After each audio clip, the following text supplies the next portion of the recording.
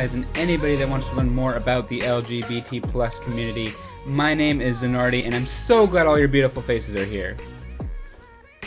Welcome back to episode 3 of the show. Today's guest is Lucas Blankenhorn. He is a 23-year-old gay man from Southern California. Lucas went off to Boston to pursue his degree in theater. He has since returned back to Southern California and works in the theater production industry, as well as working as a fitness instructor. I had an extremely entertaining and educational conversation with Lucas. He really dove into some of the early signs and feelings of someone being gay and navigating that space. Overall, I really enjoyed my time talking with Lucas, and I don't want to spoil it too much, so let's just jump right into it. Welcome to the show, Lucas. Hello. Hi, how are you doing? I'm good. You know, I'm just living the usual. Yeah, so tell me a little bit about yourself. Mm-hmm. Your background, where you're from, what your career is, things like that. Well, I'm 23 years old. Okay. I'm from Huntington Beach, California, basically born and raised. I moved there when I was like 3. Yeah. I barely remember living elsewhere, so I just always say that I'm from Huntington Beach. Lived in I've pretty much been in the same house my whole life too. Oh, wow. So I went to school in Boston for 4 years, which was an experience and a half, and then I moved back home because student loans are a lot and rent is expensive, and I just think that I just want to chill out for a little bit, and it ended up being the best thing for me. So, but that's a whole nother 9 yards. Sure. What did you study at Boston? I studied musical theater. Okay. Yeah, I have a BFA in musical theater, and that's currently what I do right now as well. I do musical theater. But musical theater doesn't pay the bills, of course. So I teach group fitness on the side to supplement my ability to do theater. Awesome. Yeah. That sounds like a great little gig there. Yeah. They really complement each other. I mean, I always say that they're both basically like me with a microphone and a spotlight. Yeah. Just hoarding all the attention. So right. I'm like, this is the easiest thing in the world for me. I'm not complaining in the slightest. Do you happen to be a Leo? Of course I'm a Leo. Okay, there you go. Thank you. Same here. I actually feel like the least Leo though, you know? Oh, no, yeah. I mean, it's one of those things that I come off very much as an extrovert, and I can be an extrovert, especially in the right situations. Sure. But a lot of people, when they first meet me and get to know me, I'm a really hard person to get to know. Yeah. I remember one of my best friends now, he and I were in the same class groupings in college. So we took all of our main acting classes together, and we were in the same dance levels. So I saw him all the time, and I did not speak to him for the first 2 months of school. And I didn't speak to anyone. Yeah. I was just like, I'm just going to not do anything because I didn't know anyone. Sure. So, I mean, I think when I get into more of I think I'm easier to get to know in a more performance-y aspect, right. you know? I'm now I'm kind of when I have to be on. I always say there's a big difference between Lucas the person and Lucas the group fitness instructor. Yeah. Because all of my clients when I teach are like, oh my gosh, you're so friendly and outgoing. And I'm like, well, you should see me when I'm at home and right. I'm around people who I don't know, but I'm not their teacher and I'm not on. Yeah. I'm very quiet and subdued, and I just kind of hang out with myself. I feel that for sure. So you went to Boston from California. Did you know anyone out there? What kind of sparked you to take that leap? Well, I, for a very long period of time, was get me out of California. I'm done. I grew up in Orange County, California. For those of you who do not know Orange County, it is, we always call it the Orange Curtain because it's kind of its own little world. Yeah. It exists in its own little time. I think Ronald Reagan said that it was where conservatives go to retire. So it was the OG Florida, where it's just very conservative ideals and not very the most open of places. And I was just kind of get me out of here. Especially at the end of living there my whole life, I was clawing at the walls. So when I applied to college, I knew that I was going to go in for musical theater, and I essentially applied only to East Coast schools, which my parents were not thrilled about because that means they weren't going to get any in-state tuition. Sure. And I was like, I mean, yeah, I get that. Okay, fine. And so I applied only to East Coast schools just so I could get out. Boston ended up being the best school that I got into. I went to the Boston Conservatory, which is one of the top 5 musical theater programs in the country. Not that there's any actual physical way to rank it, but you know, we always end up on those like little lists that people will make. So it's just kind of like one of those things that you kind of end up there, and then some people are like, actually, this one's in the top 5. You're not, but it's like, just whatever. I just say that it is, and we move on.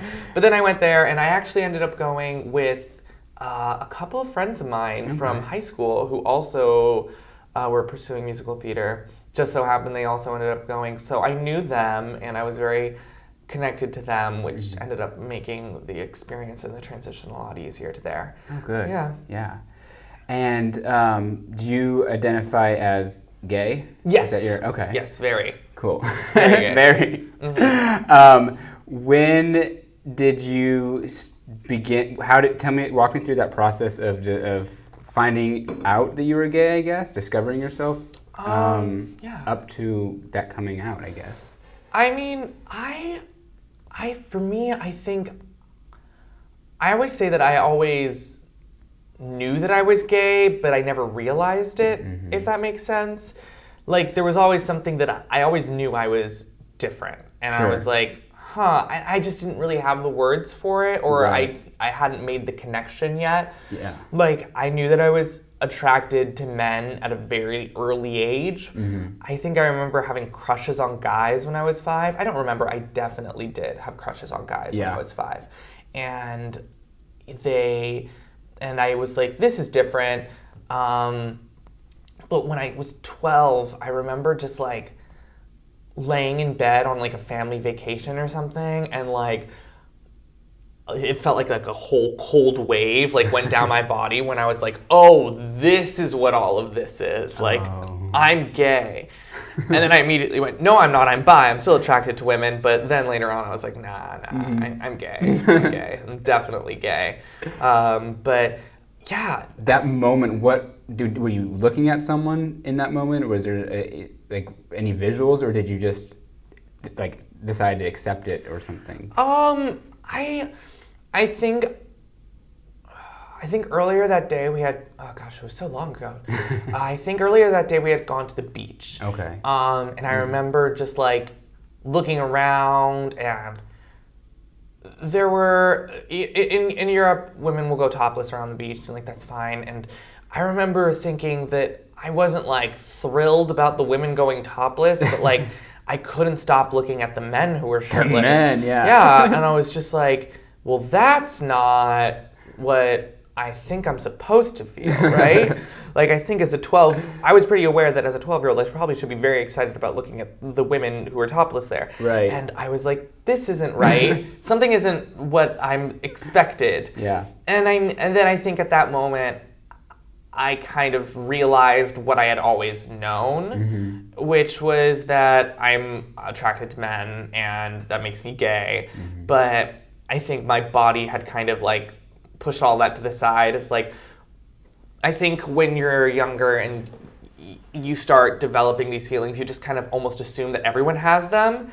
Right. And when people are like, oh, like, this is what gay people are, you're like, oh, well, I mean, I'm definitely not that, but I experience everything else that everyone else does. Yeah. And slowly as I started to get older and realize more and more what I was expected to be feeling and is expected to be seeing, by the way people would joke about like, oh, Lucas, you must be very excited about like this girl. And I was like, but I'm not. I'm really not. But I would just like nod because I think I was supposed to be. And then once I realized there was a reason why I wasn't, I was like, oh, that's why. Everything makes sense. And it was like the secret that was sitting right in front of me, and I was like, where? I have no idea where it could be. Like, it's been there the whole time. Yeah. But, yeah. I remember like being, my dad denies this, but I swear that it happened. I swear that it happened. He's always like, I mean, my parents always do this thing when I bring things up to them where they're like, we wouldn't have done that, Lucas. We would have totally done something different. We would have changed our language. And I'm like, would you? I think now they would have, now that they're more aware and they're less ignorant about certain things. Ignorance, not really the word I'm going for, but kind of, sort of. I get you. Yeah, they're more aware of like what the right things to say were, but I'm pretty sure my dad did this. But so I remember being like 4 or 5, maybe 6 years old. And in my mind, I was dating Freddy from Scooby-Doo. Loved Scooby-Doo. And I was The live like, action? No, The the cartoon. I was like 5 or 6, you know, and I was like, oh, he's cute. I don't know. Yeah, you're good. And I remember like driving home with my dad, and I was like, Dad, did you have any girlfriends when you were my age? He was like, no, not really. And I was like, did you have any boyfriends when you were my age? And he was like, no. And I was like, oh, well, I do. Oh. And he was like, I don't think you're supposed to have any. And I was like, oh, okay. And I remember that clear as day, because that was something that was like very formative for me, and I think part of also pushing what I was feeling for a long time. I was like, oh wait, I'm not supposed to feel that. But my dad to this day says that if he was like, no, if you had said that to me, I would have like been encouraging, and I wouldn't have pushed it to the side. Don't worry, Lucas, don't worry. And I'm like, but I really remember this, and I feel like at 3 or 4 I wouldn't be having dreams that vivid about this conversation. Yeah. But it was a very like formative conversation. And it's definitely something that he could have, just pushed off to the side as some silly 5-year-old is. Yeah, and maybe that was just something that his response was probably like, oh, you're not supposed to have that, like as a joke or something. Right. And he probably didn't even realize. He doesn't remember it because he brushed it off. He didn't. He was just a silly 5-year-old. Yeah. Whereas to you, it was more important and informative. Yeah. So it might have stuck with you. Yeah. I'm glad you kind of touched on that and your dad and your parents. And so how was your family life around you being raised to begin with? Conservative? Were you taught being gay was wrong? I guess to what extent? All that. Yeah. Well, my father is an atheist. Does not believe in God. He says, he always just switches. He's like, I'm agnostic, I'm atheist. I'm like, make up your mind. Pick one or the other, okay? We can't have both things here. I mean, I really don't care. I always tease him about that. And he's also very anti-religion, which is quite the opposite of my mother, who is Greek Orthodox. For those who don't know, Greek Orthodox is a long time ago in a galaxy far, far away, when the Roman Empire was one giant empire, and it split into the Holy Roman Empire and then the Byzantine Empire. And the Holy Roman Empire remained with the Roman Catholic Church, while the Byzantine Empire created the Orthodox religion. So they're very similar in certain regards. We don't have a pope that we follow or anything, but there's still that whole like hierarchical of like bishops and archbishops and whole 9 yards. So they're very similar in certain ways. It's the same God, the Christian. Yeah, same Christian God. Okay. Lots of the same stories, but it's very different and like very similar in the traditionalist aspect of it. Like, I remember going to someone else's church at like 12 and they were playing rock music and I was like, what is going on? I was like, we have an organ at my church and there's incense and there's all this like mosaic work, and I was like, we're in like the middle of a townhome. I'm so confused. But so it's very traditional in that way. Yeah. And so that was what my mom raised me and my sister as. Okay. So we had like this very interesting dichotomy of like my very agnostic, atheistic, presumably liberal father. At the time I wouldn't say liberal. I just didn't, have those words. Right. Now I would say that. And my more conservative Christian mother, who was raising me as a member of the church, part of the church. So it was a weird back and forth because I always felt like my father was like more open to certain things, while my mother was more closed off because of her religion. And being raised so heavily under the scrutiny of the church was a little bit more difficult as well, especially because my family was very prominent in the church, me, my mother, and my sister. Sure. Mostly, and this is going to sound ridiculous, because of the fact that me and my sister have red hair. Oh, wow. And we went to a Greek Orthodox church, so everyone was like olive-skinned, with black hair or brown hair. Yeah. And then there was like me and my sister who were like the two little redheads. And everyone was like, what are these two little redheads doing at our church? So everyone knew us. I still will return to that church from time to time, and people will be like, oh my gosh, Lucas. And I'll be like, Mom, who are these? I don't know half these people. I have to like jump around saying names. Like, oh, so good to see you, person. Right. But yeah, so it was interesting because I think my dad was a lot more open and liberal, but he also said some things that kind of made me question. I think now that he's more informed and aware, he is more, I think he always supported gay rights and always supported gay people, but now he just like has more of the correct terminology for it. Gotcha. Partly having a gay son, I think he kind of like read up and realized and opened up his mind. But my mother, I would say, was not. Okay. As she, you know, I'm pretty sure opposed gay marriage. She will not confirm nor deny that. Actually, no, she denies it, but I'm pretty sure She doesn't like gay marriage? No, she denies that she ever didn't like it. Oh, okay. But she was the whole 9 yards of, you know, she was very raised very heavily in the church. I don't know if she had any gay friends. She never really talked to me about having gay friends. Mm-hmm. She talked mostly about she was just more very heavily influenced by the Bible and her religion and what that all said. So she was more focused on, I think she did believe being gay was a sin. Sure. Or she didn't try, because I know some people who families will bring them to church and they'll be like, being gay is a sin, and then their families will be like, listen, this is what some people say. We don't believe it. So she actively didn't try to change that in me. Right. But I did go to Sunday school, and that was something that was discussed, and homosexuality being a sin and everything surrounding that. And also being an acolyte. I was an acolyte, also known as an altar boy. And you know, being around like the culture of basically a boys club around that era, you know, I heard lots of stuff about like, oh God, this gay kid was totally hitting on me and he was repulsive and gross. So, I mean, I realized very quickly on that once first of all, that was part of like something that was different. Being gay was different, and so I was like, oh well, that's not me. I'm not different. I mean, at a young age, you were getting thrown all these negative connotations with being gay. Mm-hmm. People talking shit, essentially, on gay people. Yeah, and... so, of course, at a young age, you're like, well, I'm not that. Yeah, exactly. I was like, well, I'm going to do... Especially because I was already the weird one. Mm-hmm. I didn't have a lot of friends. I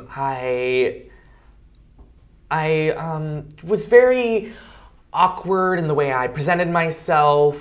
I was a lot more outgoing as a kid, but also didn't have any social skills.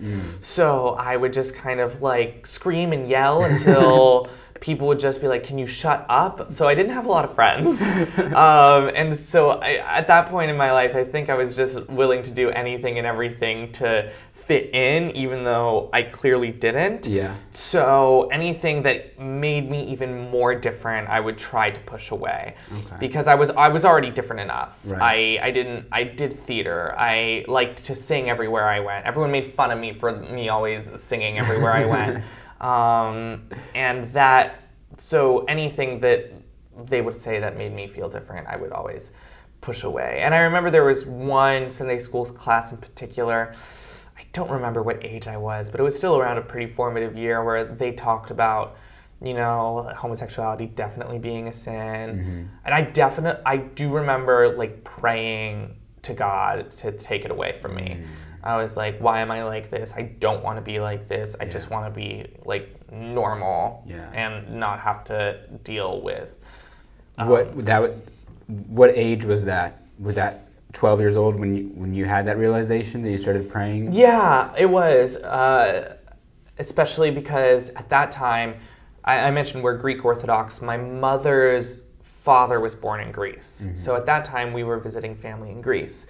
and it's also like, you know, very big religious thing Yeah. at the same time too, being Greek Orthodox and going back to the homeland, if you will. So I was very around religion, and I was just remember just like praying for, once I realized, just like praying everywhere I could that like, okay, well, maybe this isn't true, maybe I can make this work, maybe if I just keep praying it'll go away. I think lots of queer people have that first initial bargaining, you know, of like, well, if I don't do this, maybe I'll get something from either God or society, depending what you're looking for. And I think that's what a main thing I was going for. I was like, okay, well, I think if I just like keep praying, God will take it away, and then things will be okay, and like I can have a wife and I can have kids, and it'll all be fine. And especially because I was at that point pretty positive my mom would not be accepting of it. Right. That it would make it very hard on her, and I didn't want to disappoint her. Sure. She was always very, as a kid, very close and nearby. She was a part-time stay-at-home mom. Okay. So she stayed at home during the days, and she would teach classes at night. So I spent a lot of time surrounded by her. Yeah. And the thought of losing her out of that was terrifying. So it really threw me for a harsh loop. Sure. Yeah. What age did you come out eventually? I came out at 14. 14. Okay. Yeah. So 12 years old, you started to really accept it or realize it. 2 years later, you came out. And we're kind of running out of time. I don't want to rush you, but how was the process? Was it smooth come out? Was it rocky? Did you lose a lot of friends? It was pretty smooth. I was fortunate in a certain regard. I started coming out to some friends when I was 13. Just like telling one or two. I think I came out to like 8 or 9 people. And then since I was such a big fan of musical theater, I decided that I wanted to go to a performing arts high school. And so I did. And because I was in such an open environment there, I felt confident and comfortable to come out to people there. And as we did that, I was able to come out to my parents by the encouragement of some friends, and also partly because I had a crush on a guy. Yeah. And I wrote them a letter and I shoved it under their bedroom door because I didn't want to say it to their face. Yeah. And then, they both came into my room and they told me that they loved me. My mom was like a lot more freaked out about it. She like had like a whole talk, and she was like, I don't think we should tell anyone yet. Like, let's just keep this in the family for now. But I mean, at that point I was like, well, I'm out, so I'm just going to tell everyone. So I did.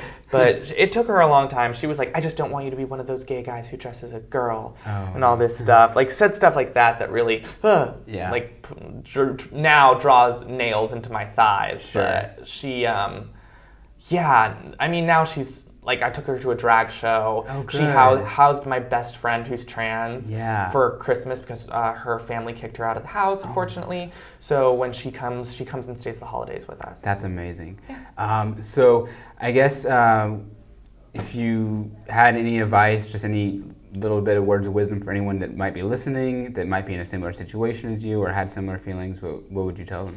I would definitely tell them that I think everyone finds a chosen family, and that's something that's always said, and I feel heard. No matter where you are, there's a place where you can put yourself out there and find someone or something, whether it's, a local bar. I came back home from Boston, and I didn't have a lot of friends here.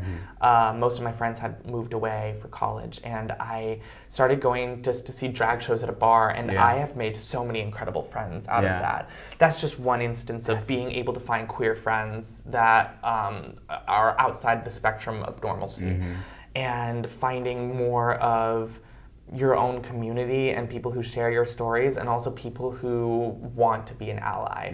My friend Lily, she needed people who could be an ally and who could be there for her. And so she spoke about it, and she was open about it. Being more open to people, and I know it's hard because you have to find the comfortability and know that you're safe with them, but once you do, it really opens up a whole world. So, yeah. Okay, great. I love that you said find your family. I think that is probably, one of the most golden words of wisdom that you could, say, because it's so true that even in the worst case scenarios where your actual bloodline rejects you, there's going to be people that will want to take you in, that will have empathy for you, that will identify with you or like you. Where can we find you, Lucas? Any socials you want to drop? Oh gosh, my social media. If you want to. No, please, I love it. Okay. It's at Lucas Blanken. My last name's Blankenhorn. Blankenhorn. So if you're looking for me, it's just Lucas Blanken. Take off the horn. It's just so long as it is already. You don't need to add anymore. So I like that. Yeah, exactly. That's what my poor parents, both of their last names are just terribly long and hard to pronounce. Yeah. And so whenever I'm at an audition or something and someone calls my name, it's always Lucas, and I'm like, Blankenhorn, it's Blankenhorn, I'm here, I'm right here. You don't gotta try, don't worry, I'm here. Yeah. Well, thank you. I really appreciate, you coming and spending the time with me today. I thought you had some great things to share. So Thank you. Yeah, Appreciate absolutely. it. Thank you. Of course.